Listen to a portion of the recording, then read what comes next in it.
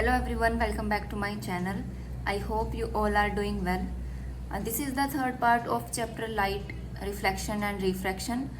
Last two videos में हमने reflection in spherical mirrors का टॉपिक डिस्कस किया था और आज हम रिफ्रैक्शन ऑफ लाइट को समझेंगे। रिफ्रैक्टिव इंडेक्स क्या होता है और किसी मीडियम का दूसरे मीडियम के रिस्पेक्ट में जो रिफ्रैक्टिव इंडेक्स है वो हम कैसे निकालते हैं ये देखेंगे और कुछ क्वेश्चन सॉल्व करेंगे। So let's start. हमें पता है जब भी लाइट जो है वो किसी ट्रांसपेरेंट मीडियम में ट्रैवल करती है तो उसका पाथ कैसा होता है, स्ट्रेट लाइन, ठीक है। लेकिन अगर वही लाइट एक ट्रांसपेरेंट मीडियम से दूसरे ट्रांसपेरेंट मीडियम में एंटर करती है तब उसका पाथ कैसा होता है? क्या तब भी वो स्ट्रेट लाइन में ही ट्रैवल करेगी या फिर अपनी डायरेक्शन चेंज कर लेगी? ठीक है, ये हम अपने जो डे टू डे एक्सपीरियंसेस हैं उनके बेसिस पर समझने की कोशिश करते हैं। हमने देखा होगा कि अगर कोई टैंक है पानी से भरा हुआ, उसका बॉटम है, या फिर कोई पॉन्ड है जिसमें पानी भरा हुआ है, उसका बॉटम हमें कैसा दिखाई देता है? उभरा हुआ, यानी ऊंचा उठा हुआ दिखाई देता है अपने एक्चुअल लेवल से, है ना। इसी तरीके से अगर हम एक थिक ग्लास स्लैब, ठीक है, किसी प्रिंटेड मैटर के ऊपर अगर उसको रखते हैं तो हमें उसके जो लेटर्स हैं वो कैसे दिखाई देते हैं? रेज्ड दिखाई देते हैं, ठीक है, जब हम उनको ग्लास स्लैब के ऊपर से देखते हैं। तो ये क्यों होता है? ठीक है, अब अगर हम एक ग्लास लें, कांच का गिलास लें, उसमें पानी भरा हुआ हो और उसमें हम एक पेंसिल को पार्शली इमर्स कर दें, ठीक है, जैसा कि इस पिक्चर में शोन है, तो हमें पेंसिल कैसे दिखाई दे रही है? डिस्प्लेस्ड दिखाई दे रही है eight the interface of air and water, है ना। तो हमें जो पेंसिल है उसकी अपरेंट डिस्प्लेसमेंट दिखाई दी, है ना। एक्चुअल डिस्प्लेसमेंट कुछ और थी और अपरेंट कुछ और हमें जो दिखाई दे रही है। वो क्यों हुआ? क्योंकि जो लाइट हमें आ रही है from the portion of the pencil inside water, वो कैसी लग रही है हमें कि वो डिफरेंट डायरेक्शन से आ रही है as compared to the part above the water. इसी वजह से जो पेंसिल है हमें कैसे अपीयर हो रही है? To be displaced at the interface, है ना। और यही सेम रीजन किसके लिए है कि जो लेटर हमें अपीयर हो रहे थे to be raised in case of glass slab जो हमने प्लेस की थी प्रिंटेड मैटर के ऊपर, ठीक है, उसके लिए भी सेम रीजन था। ऐसे ही कांच के गिलास में अगर हम एक पूरा नींबू डाल दें, ठीक है, और उसको हम साइड से देखें, ग्लास की साइड से देखें, तो हमें कैसा दिखाई देता है? जो एक्चुअल साइज था लेमन का उससे वो बड़ा दिखाई देता है। अब अगर हम पेंसिल को वाटर से अलग कोई लिक्विड लें, ठीक है, फॉर एग्जांपल अगर हम केरोसिन ऑयल लें या फिर टर्पेंटाइन ऑयल लें, तो उस केस में भी क्या हमें जो डिस्प्लेसमेंट है वो सेम ही एक्सटेंट पे दिखाई देगी या कुछ अलग होगा?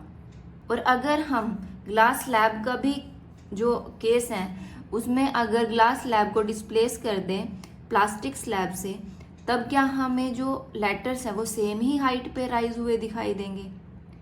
तो आंसर है नहीं। जो एक्सटेंट है इस इफेक्ट का वो डिफरेंट होगा for different pair of media. जितने अलग अलग मीडियम हम लेंगे उन सब में जो ये फिनोमिना है ये अलग अलग तरीके से ही होगा, यानी उसमें जो डिस्प्लेसमेंट है वो अलग अलग होगी, ठीक है। तो इन ऑब्जर्वेशन से हमें क्या पता चला? That light does not travel in the same direction in all media. और अगर वो ओब्लिकली ट्रेवल कर रही है, यानी एक एंगल पे वो इंसिडेंट कर रही है किसी एक मीडियम पे, ठीक है, उससे वो दूसरे मीडियम में ट्रेवल करती है, तो जो डायरेक्शन ऑफ प्रोपगेशन है सेकेंड मीडियम में लाइट का वो चेंज हो जाता है। और इस फिनोमिना को हम क्या कहते हैं? रिफ्रैक्शन ऑफ लाइट, ठीक है। अब इसी को समझने के लिए हमारे पास यहाँ पर एक्टिविटीज गिवन है। Now we have activity 9.7। इसमें हमें क्या बताया गया है कि हमें एक बकेट लेनी है फिल्ड विद वाटर और उसके बॉटम में हमें एक कॉइन डाल देना है और साइड से देखते हुए पानी के ऊपर से हमें उस कॉइन को पिक करने की कोशिश करनी है in one go. Did you succeed in picking up the coin? No. अब हम क्या करते हैं? उस एक्टिविटी को रिपीट करते हैं, ठीक है, दोबारा से, और फिर उस कॉइन को उठाने की कोशिश करते हैं, ठीक है। अब हम सेकेंड टाइम में क्या करते हैं कि उस कॉइन को उठा पाते हैं, है ना।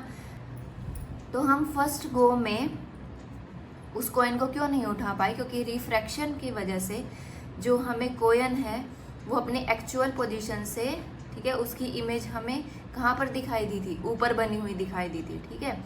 इसीलिए हम उसको फर्स्ट गो में जो कोयन है उसको उठा नहीं पाए। Then we have activity 9.8। इसमें हमें क्या कहा गया है कि हम एक लार्ज शैलो बाउल लें, ठीक है, जो टेबल पर रखा हो, और उसमें एक कोयन को डाल दें।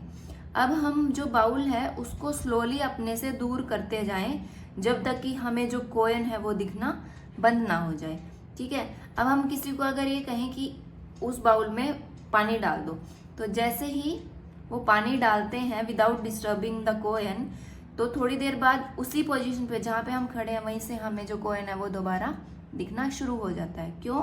क्योंकि जो कोयन है, ठीक है, वो कैसा हो गया?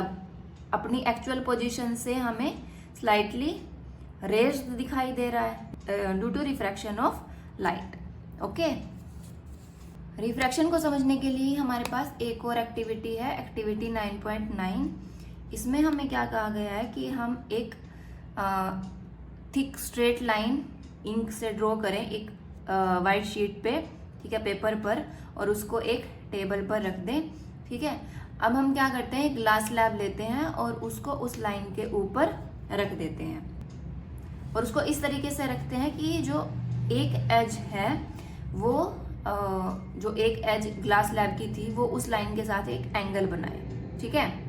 इस तरीके से ओब्लिकली उस पर हम एक ग्लास स्लैब को प्लेस करें। और अगर हम इसमें साइड से इसको देखने की कोशिश करते हैं तो हमें क्या दिखता है कि जो ये लाइन है यहाँ पर एज से हमें बेंड हुई दिखाई दे रही है, ठीक है। ये किसकी वजह से हुआ? रिफ्रैक्शन ऑफ लाइट की वजह से। दूसरा केस ये कहते हैं कि अगर हम अब ग्लास स्लैब को normally to the line place करें, इस तरीके से ये हमारी लाइन थी और इसके नॉर्मल हम अगर ग्लास स्लैब को रखते हैं और इसकी एज से अब हम देखने की कोशिश करेंगे तो जो हमें लाइन है वो स्ट्रेट लाइन दिखाई देती है, इसका पाथ जो है वो चेंज नहीं होता। तीसरा केस इसमें क्या बताया गया है कि अगर अब हम इस लाइन को ऊपर से देखने की कोशिश करते हैं जिस पे हमने ग्लास स्लैब को प्लेस किया था, तो हमें जो ये लाइन है उभरी हुई दिखाई देगी, है ना, सरफेस से ये रेज्ड दिखाई देगी। तो ये केस भी किसकी वजह से हो रहा है? रिफ्रैक्शन ऑफ लाइट की वजह से, right. The next topic is refraction through a rectangular glass slab. हमने जो ये एक्टिविटी 9.9 की थी, ठीक है, इसको ही अब हम डिटेल में समझेंगे कि जो ग्लास स्लैब है उससे रिफ्रैक्शन कैसे होती है। अब यहाँ पर हमारे पास एक्टिविटी 9.10 क्या कहती है कि हमें एक वाइट शीट ऑफ पेपर को एक ड्राइंग बोर्ड पे ड्राइंग पिन के साथ फिक्स कर लेना है, ठीक है। अब हम क्या करेंगे, ग्लास स्लैब को शीट के बीच में रखेंगे इस तरीके से। ये ग्लास स्लैब है, फॉर एग्जाम्पल इसको हमने एक वाइट शीट पे रख दिया। अब हम क्या करेंगे, इस ग्लास स्लैब की आउटलाइन कर लेंगे, ठीक है। आउटलाइन की और उसको नाम क्या दे दिया? ABCD, ठीक है। अब हम 4 आइडेंटिकल पिन्स लेंगे और उनमें से 2 को फिक्स कर देंगे E और F पॉइंट पर, ठीक है, वर्टिकली। और क्या करेंगे कि जो लाइन ज्वाइनिंग है वो किस तरीके से हो इन दोनों पिन्स की, कि वो AB पर इंक्लाइंड हो, एट एन एंगल हो वो लाइन, ठीक है। तो उसको E और F को इस तरीके से हम प्लेस करेंगे, ठीक। अब हम क्या करते हैं कि जो अपोजिट एज है AB के अपोजिट क्या है? CD, ठीक है। तो ग्लास स्लैब से ही हम इस तरफ से यहाँ से इन 2 जो पिन्स हैं इनकी इमेज को देखेंगे, ठीक है। अब हम क्या देखते हैं कि जो इमेजेस आई इनकी वो क्या आई? G और H, राइट। और वहां पर जो बची हुई 2 पिन्स थी उनको हम यहाँ पर फिक्स कर देंगे, ठीक है। क्या करेंगे, जो पिन्स हैं उनको भी हटा देंगे और जो ग्लास स्लैब है उसको भी हम पेपर से हटा देंगे, ठीक है। और जो हमारे पास EF के जो यहाँ पर पिन्स का पॉइंट 30 था उनकी पोजीशन को हम ज्वाइन कर देंगे अप टू AB, ठीक है। यहाँ से एक लाइन को ऐसे ड्रॉ किया, फिर हमने AB तक उसको एक्सटेंड कर दिया, ठीक है। ये AB पे कहाँ, AB लाइन को कहाँ पर मीट करती है? O पे। ऐसे ही हम जो G और H है इसको जब ज्वाइन करेंगे तो ये CD को कहाँ मीट करेगी? O डैश पे, ठीक है। अब हम O और O डैश को जो है ज्वाइन कर देंगे। और ऑल्सो हम जो EF है इसको यहाँ से पूरी स्ट्रेट लाइन को भी एक और पॉइंट P तक लेकर के जाएंगे, ठीक है। इस जो CD है उससे आगे की तरफ लेकर आते हुए उसको P तक एक डॉटेड लाइन जो है हम ड्रॉ करेंगे, ठीक है। अब इस एक्टिविटी से हमें क्या पता चल रहा है यहाँ पर कि जो लाइट रे आ रही थी उसकी डायरेक्शन जो है चेंज हो गई है ना, 2 पॉइंट्स पे, O पे भी चेंज हुई है और O' पे भी हुई है, ठीक है। और ये दोनों पॉइंट्स कहाँ पर लाई कर रहे हैं, surfaces separating two transparent media. यहाँ पर हमारे पास एयर थी, ठीक है, और यहाँ पर ग्लास है। तो इन दोनों के जो ये दोनों मीडियम को सेपरेट करने के लिए कौन सा पॉइंट है यहाँ पर O, और यहीं से जो पाथ है वो चेंज हो रहा है लाइट का। ऐसे ही अंदर ग्लास था, बाहर एयर, तो यहाँ पर भी जो डायरेक्शन है वो चेंज हुई एट पॉइंट O', ठीक है। अब हमें क्या करना है, N' परपेंडिकुलर ड्रॉ करना है AB पर, ठीक है, एट O। इसी तरीके से हम M' परपेंडिकुलर ड्रॉ करेंगे CD लाइन पर एट O', ठीक है। अब जो लाइट रे पॉइंट O पर आ रही थी, ठीक है, ये कहाँ से आ रही थी, रेयरर मीडियम से यानी एयर से, ठीक है। और ग्लास क्या है, डेंसर मीडियम। रेयरर मीडियम और डेंसर मीडियम क्या होता है ये हम नेक्स्ट टॉपिक में पढ़ेंगे, क्योंकि ये समझने से पहले हमें रिफ्रैक्टिव इंडेक्स भी पता होना जरूरी है, वो हमारा नेक्स्ट टॉपिक है, ओके। अभी के लिए सिर्फ हम ये देख लेते हैं कि जो एयर है वो रेयरर मीडियम है और ग्लास डेंसर मीडियम है। तो रेयरर से डेंसर मीडियम में जब लाइट आ रही है, ठीक है, तो क्या हो रहा है कि जो लाइट थी वो किसकी तरफ बेंड हो गई, नॉर्मल की तरफ। एक्चुअल पाथ उसका ये डॉटेड लाइन था, बट बेंड किधर हो गई है, नॉर्मल की तरफ। ऐसे ही अगर हम यहाँ पर देखते हैं इस पॉइंट पर जो हमने नॉर्मल ड्रॉ किया था, अब ये जो रे है वो ऐसे जानी चाहिए थी, बट कहाँ जा रही है, इस तरीके से, यानी अवे फ्रॉम दी नॉर्मल वो बेंड हुई है, ठीक है। तो दोनों केसेस में जो लाइट है वो नॉर्मल की तरफ या फिर नॉर्मल से अवे बेंड हुई है, ठीक है। अब अगर हम यहाँ पर एंगल ऑफ इंसिडेंस और एंगल ऑफ रिफ्रैक्शन को कंपेयर करें, इस सरफेस के लिए ये एंगल ऑफ इंसिडेंस है, ये एंगल ऑफ रिफ्रैक्शन है। इस सरफेस के लिए ये एंगल ऑफ इंसिडेंस है और ये एंगल ऑफ रिफ्रैक्शन है, ठीक है।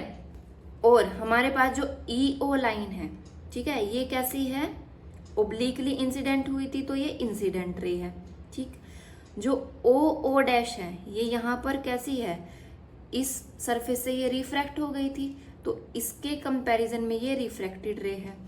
अब ये फर्दर इसकी रिफ्रैक्शन हुई थी, तो इसके कंपैरिजन में जो O'H हमारे पास आई वो कैसी है, एमर्जेंट रे, ठीक है। अब हमारे पास यहाँ 3 रेज हैं, इंसिडेंट, रिफ्रैक्टेड एंड एमर्जेंट रे। और जो हमारे पास यहाँ एमर्जेंट रे थी ये कैसी है, कैसी दिख रही है हमें, जो पैरेलल है इंसिडेंट रे के। अगर हमने इंसिडेंट रे को यहाँ फर्दर एक्सटेंड करके पॉइंट P तक ले आए, तो हम दोनों को कंपेयर करके क्या देखते हैं कि ये दोनों कैसी हैं, पैरेलल हैं, ठीक है। अब ये पैरेलल क्यों है, क्योंकि जो एक्सटेंट है बेंडिंग का, ठीक है, ऑफ द रे of light at opposite parallel faces AB and CD, ठीक है, वो कैसा है, इक्वल और अपोजिट है। यहाँ पर ये कैसी थी, टुवर्ड्स द नॉर्मल, और ये अवे फ्रॉम द नॉर्मल, ठीक है।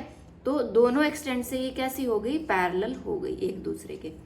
तो यहाँ से ये क्वेश्चन बन सकता है, ठीक है, कि जो हमारी इंसिडेंट और एमर्जेंट रे है वो पैरेलल क्यों होती है, उसका ये रीजन है, राइट। रिफ्रैक्शन किस वजह से होती है, due to change in speed of light as it enters from one transparent medium to another, ठीक है। जब भी जो लाइट है वो एक ट्रांसपेरेंट मीडियम से दूसरे ट्रांसपेरेंट मीडियम में एंटर करती है तो उसकी स्पीड चेंज हो जाती है, और इसी की वजह से जो रिफ्रैक्शन है वो होता है, ओके।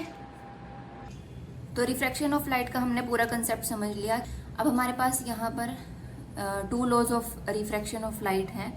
पहला लॉ क्या कहता है कि जो इंसिडेंट रे है, रिफ्रैक्टेड रे है, और जो नॉर्मल है to the interface of 2 transparent media at the point of incidence, ये तीनों किस में लाई करते हैं, सेम प्लेन में लाई करते हैं, ठीक है। और दूसरा लॉ क्या है कि जो sine of angle of incidence है, इसकी ratio to the sine of angle of refraction ये क्या आती है, कांस्टेंट आती है for the light of a given colour and for the given pair of media. ठीक है, इसी सेकंड लॉ को हम क्या बोलते हैं, और स्नेल्स लॉ ऑफ रिफ्रैक्शन। ठीक है, तो साइन आई, अगर आई हमारा एंगल ऑफ इंसिडेंस है और आर क्या है, एंगल ऑफ रिफ्रैक्शन, तो sine I upon sine R जो है वो क्या आएगा, कांस्टेंट आएगा। और इसी कांस्टेंट को हम क्या कहते हैं, refractive index of the second medium with respect to the first. अब रिफ्रैक्टिव इंडेक्स क्या होता है, इसको डिटेल में हम नेक्स्ट टॉपिक में पढ़ते हैं। तो नाउ रिफ्रैक्टिव इंडेक्स, हमें पता है, हमने लास्ट टॉपिक में देखा कि अगर कोई भी रे ऑफ लाइट ट्रेवल करती है obliquely from one transparent medium into another, तो उसकी जो डायरेक्शन है वो चेंज हो जाती है इन सेकंड मीडियम। तो वो किस एक्सटेंट से चेंज होती है वो हम एक्सप्रेस करते हैं in terms of refractive index, जो कि कांस्टेंट है। हमने इक्वेशन 9.4 में देखा था, जो एक कांस्टेंट यहाँ पर आया उसको हम क्या कहते हैं, रिफ्रैक्टिव इंडेक्स। और रिफ्रैक्टिव इंडेक्स को हम लिंक करते हैं एक इंपॉर्टेंट फिजिकल क्वांटिटी से, जो कि क्या है, relative speed of propagation of light in different media. और हमें ये भी पता है कि जो लाइट है वो डिफरेंट स्पीड्स के साथ ट्रेवल करती है इन डिफरेंट मीडिया। जैसे कि वो फास्टेस्ट है वैक्यूम में, तो स्पीड ऑफ लाइट कितनी है वैक्यूम में, 3 × 10⁸ मीटर पर सेकेंड। ठीक है, इसको ध्यान रखेंगे हमेशा कि जो लाइट की स्पीड है वो वैक्यूम में फास्टेस्ट है और वो कितनी होती है, 3 × 10⁸ मीटर पर सेकेंड। यहाँ से क्वेश्चन आ सकता है। और एयर में जो है ये कंपेरेटिवली थोड़ी ही चेंज होती है। ठीक है, इसलिए हम अप्रोक्सीमेटली सेम ही ले लेते हैं वैक्यूम और एयर की, लेकिन ये रिड्यूस होती है कंसिडरेबली इन ग्लास और वाटर। ठीक है, तो जो वैल्यू ऑफ रिफ्रैक्टिव इंडेक्स है for a given pair of media वो किस पर डिपेंड करती है, speed of light in the two media. ठीक है, अब रिफ्रैक्टिव इंडेक्स का फॉर्मूला कैसे निकालते हैं वो हम यहाँ पर देख लेते हैं। हमने यहाँ पर कंसीडर किया कि हमारे पास ये एक मीडियम 1 है और ये मीडियम 2 है। Medium 1 is air and medium 2 is glass. ठीक है, हम क्या कह रहे हैं कि जो रे ऑफ लाइट है वो मीडियम 1 से मीडियम 2 में एंटर कर रही है। ठीक है, अब मीडियम 1 में जो स्पीड ऑफ लाइट हमने कंसीडर की वो v1 है और मीडियम 2 में जो स्पीड ऑफ लाइट है वो है v2। तो अगर हमें रिफ्रैक्टिव इंडेक्स निकालना है of medium 2 with respect to medium 1, वो क्या होता है, ratio of the speed of light in medium 1 to the speed of light in medium 2, किसके इक्वल आएगा, v1/v2। और इसको हम डिनोट करते हैं n21 से। जिस मीडियम का निकाल रहे हैं उसका नंबर पहले आएगा और जिसके रिस्पेक्ट में निकाल रहे हैं उसका नंबर बाद में आएगा। यहाँ पे हम मीडियम 2 का रिफ्रैक्टिव इंडेक्स निकाल रहे थे, तो n सबस्क्रिप्ट में लिखा पहले 2, और किसके रिस्पेक्ट में निकाल रहे थे, मीडियम 1, तो 1 बाद में आएगा। और जब हम स्पीड ऑफ लाइट की बात कर रहे हैं यहाँ पर, तो रेशियो में वो उल्टी हो रही है। Speed of light in medium 1 ऊपर आएगी और speed of light in medium 2 नीचे आएगी। ठीक है, ऐसे ही ये था, ये तो हमारे पास था refractive index of medium 2 with respect to 1। अगर हमें निकालना है refractive index of medium 1 with respect to 2, तो उस केस में हमारे पास ऊपर क्या आएगी, speed of light in medium 2 upon speed of light in medium 1, यानी v2/v1। तो हमें ये ध्यान रखना है कि किसका पूछा और किसके रिस्पेक्ट में पूछा है, उसी के हिसाब से ही हम स्पीड ऑफ लाइट रखेंगे ऊपर नीचे। ठीक है, अब अगर हमारे पास मीडियम 1 वैक्यूम हो या फिर एयर हो और हम किसी दूसरे मीडियम का रिफ्रैक्टिव इंडेक्स निकाल रहे हैं विद रिस्पेक्ट टू वैक्यूम और एयर, तो उसको हम क्या कहते हैं, एब्सोल्यूट रिफ्रैक्टिव इंडेक्स। ठीक है, या फिर सिंपली उसको रिफ्रैक्टिव इंडेक्स भी कहते हैं। इसको रिप्रेजेंट करेंगे n2 से, सिंपली 2, उसमें आगे एयर या वैक्यूम नहीं लगाएंगे कि इसके रिस्पेक्ट में निकाल रहे हैं हम। ठीक है, अब अगर हमारे पास जो स्पीड ऑफ लाइट है उसको हम c से डिनोट करते हैं। ठीक है, और speed of light in medium क्या है, v। ठीक, तो अगर हम रिफ्रैक्टिव इंडेक्स निकालें मीडियम का, उसको हम किससे रिप्रेजेंट करेंगे, nm से। वो किसके इक्वल होगी, ratio of speed of light in air to the speed of light in the medium, यानी c/v। ठीक है, ये फॉर्मूला हम जनरली यूज करते हैं। अब अगर हमें गिवन है कि जो रिफ्रैक्टिव इंडेक्स ऑफ वाटर है वो कितना है, NW इक्वल्स टू 1.33। तो यहाँ से क्या समझ आ रहा है हमें कि ये क्या है, रेशो है किसकी, speed of light in air to the speed of light in water. वो किसके इक्वल आ रही है हमारे पास, एक कांस्टेंट वैल्यू की जो है 1.33। ठीक है। अब यहाँ पे एक टेबल 9.3 गिवन है जिसमें हमें एब्सोल्यूट रिफ्रैक्टिव इंडेक्स गिवन है सब मटेरियल मीडिया के, जैसे आइस, वाटर, अल्कोहल, केरोसिन, ठीक है, डायमंड, इन सब के। तो इनकी वैल्यूज हम याद कर लेंगे। अब यहाँ पे हमें जो डिफरेंट रिफ्रैक्टिव इंडेक्स गिवन है इस टेबल में, इनसे हमें पता क्या चल रहा है कि जितना ज्यादा जिसका रिफ्रैक्टिव इंडेक्स है उतना ही वो ऑप्टिकली डेंसर मीडियम है। लेकिन जरूरी नहीं है कि उसकी जो मास डेंसिटी हो वो भी ज्यादा हो। ठीक है, जैसे कि हमारे पास यहाँ पर केरोसिन है, ठीक है, उसकी जो रिफ्रैक्टिव इंडेक्स है वो हाइयर है वाटर से, है ना, 1.44 केरोसिन का है रिफ्रैक्टिव इंडेक्स और वाटर का 1.33 है। लेकिन जो मास डेंसिटी है वो केरोसिन की लेस है देन दी वाटर। ओके, तो ये ध्यान रखेंगे हम कि जो ऑप्टिकली डेंसर मीडियम होगा जरूरी नहीं है उसकी मास डेंसिटी भी ज्यादा हो। लास्ट टॉपिक में हमारे पास दो टर्म्स आई थी, rarer medium and denser medium, जो हमने कहा था कि हम रिफ्रैक्टिव इंडेक्स के बाद समझेंगे। ठीक है, उन्हीं को ही हम क्या कह देते हैं, ऑप्टिकली रेयरर मीडियम या फिर ऑप्टिकली डेंसर मीडियम। ठीक, अब कैसे हम कहेंगे कि कोई भी जो मीडियम है वो ऑप्टिकली डेंसर है दूसरे से या फिर रेयरर है। ठीक है, इन कंपेयरिंग टू मीडिया, तो एक का जो रिफ्रैक्टिव इंडेक्स है वो ज्यादा होगा देन द अदर। ठीक है, और उसी को जिसका रिफ्रैक्टिव इंडेक्स ज्यादा होगा उसको हम कहेंगे ऑप्टिकली डेंसर मीडियम, और जिसका कम होगा उसको कहेंगे रेयरर मीडियम।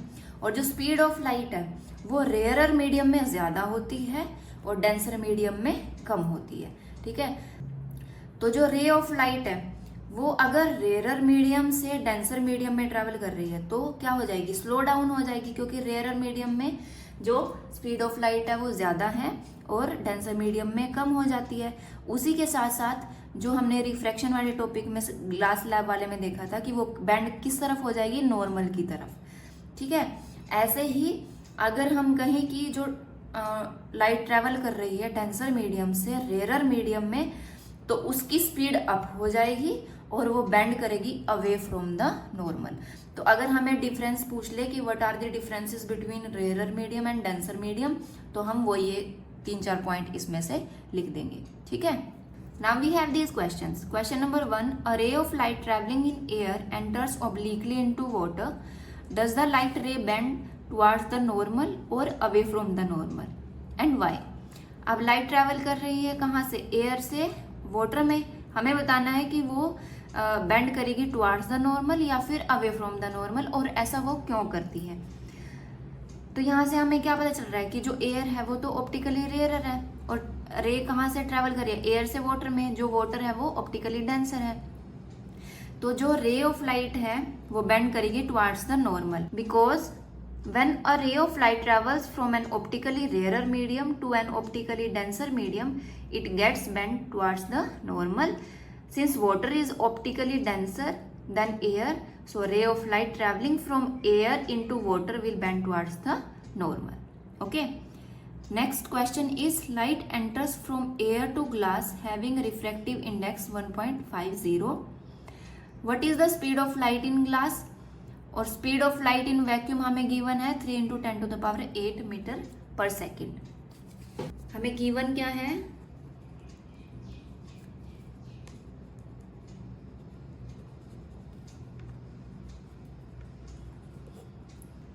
सबसे पहले refractive index of glass, index of glass जिसको हम डिनोट कर रहे हैं NG से, और ये कितना है 1.50, राइट। देन हमें गिवन है speed of light in vacuum, और इसको हम डिनोट करते हैं C से, ये कितनी है 3 × 10⁸ मीटर पर सेकेंड। हमें निकालनी है speed of light in glass,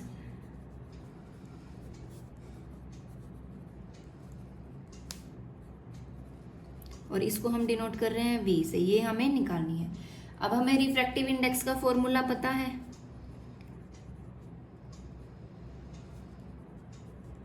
क्या होता है, speed of light in vacuum upon speed of light in medium, और मीडियम क्या है यहाँ पर, ग्लास, ठीक है, और ये C अपॉन V, राइट। अब रिफ्रैक्टिव इंडेक्स कितना गिवन है ग्लास का, 1.50, और speed of light in vacuum है 3 × 10⁸ मीटर पर सेकेंड, और हमें speed of light in medium निकालनी है। अब V इधर आ जाएगा और 1.5 नीचे आ जाएगा।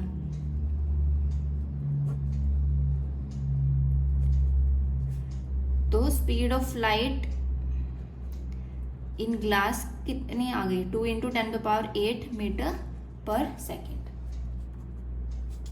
Next third question is find out from table 9.3 the medium having highest optical density, also find the medium with lowest optical density. यहाँ पर हमारे पास ये है टेबल 9.3, है ना। हमें बताना है कि हाईएस्ट ऑप्टिकल डेंसिटी किसकी है और लोवेस्ट किसकी है। हमें पता है जिसका रिफ्रैक्टिव इंडेक्स सबसे ज़्यादा होता है उस वही ऑप्टिकली डेंसर होता है। तो यहाँ पर जो डायमंड है इसका रिफ्रैक्टिव इंडेक्स सबसे ज़्यादा है 2.42, इसीलिए हमारा हाईएस्ट ऑप्टिकल डेंसिटी वाला मटेरियल कौन सा हो गया, डायमंड। और जिस मटेरियल की लोवेस्ट ऑप्टिकल डेंसिटी है उसका रिफ्रैक्टिव इंडेक्स सबसे कम होना चाहिए, वो है एयर, जिसका है 1.0003, right. Next we have question number 4, you are given kerosene, turpentine and water, in which of these does the light travel fastest. इन तीनों में से किस में जो लाइट है वो सबसे ज़्यादा स्पीड के साथ ट्रेवल करेगी। हमें जो 9.3 टेबल है उसमें जो इन्फॉर्मेशन गिवन है उसका यूज करके हमें बताना है। अब यहाँ पर केरोसिन का रिफ्रैक्टिव इंडेक्स कितना है, 1.44, वाटर का 1.33 और टर्पेंटाइन ऑयल का 1.47, ठीक है। यानी जो रिफ्रैक्टिव इंडेक्स है वो टर्पेंटाइन ऑयल का ज़्यादा है, उसके बाद उससे कम है केरोसिन का और उससे कम है वाटर का। अब हमें बताना है कि स्पीड ऑफ लाइट इनमें से फास्टेस्ट किस में ट्रैवल करेगी।